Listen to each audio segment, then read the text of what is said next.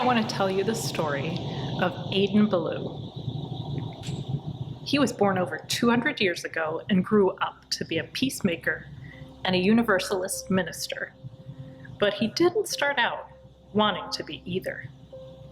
When Aden was 7 years old, he went with his family to watch a company of militia out for a parade. They marched up and down the streets to the fife and the drum. They wore colorful uniforms with swords and guns at the ready. Aden was so excited by the military men, he wanted to keep following them when they left town.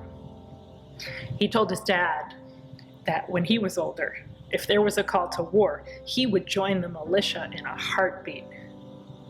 But soon, he was called in a new direction. One story in the Bible made Aden really think about how people treat one another.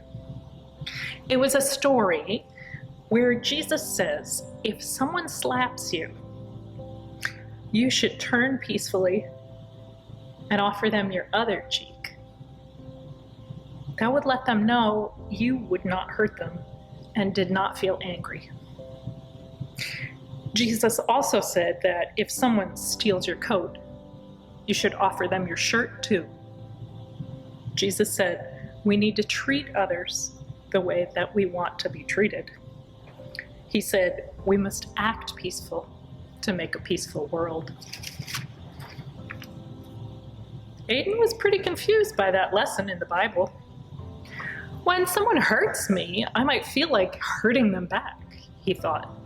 And if someone steals something, I've been taught that they should be punished. But the words of Jesus stayed deep in his heart.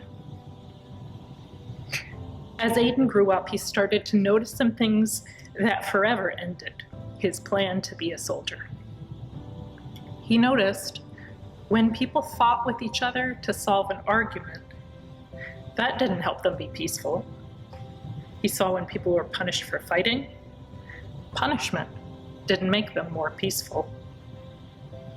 Aden decided any solution that used violence was not for him. He started to believe that if we really want peace in our community or our nation, we must do as Jesus said and love our enemies. Aden was 37 years old when he decided it wasn't enough to live peacefully on his own. He decided to start a new way of living called Christian non-resistance. This meant people would promise never to be violent to others, even to defend themselves.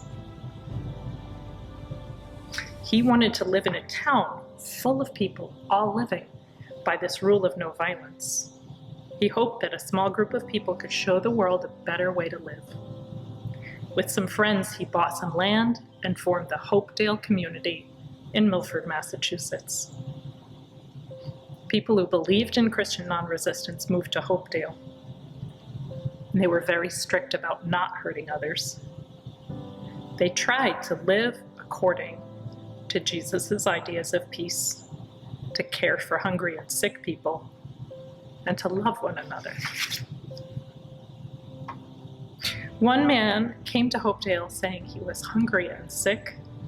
He was fed dinner and given some medicine. Then he told the people of Hopedale he was leaving. Late in the night, little girl Lizzie Humphrey heard a noise coming from the downstairs of her house. She woke up her parents. They went downstairs to have a look, and in the glow of their lantern, they saw a pair of feet sticking out from under the sofa.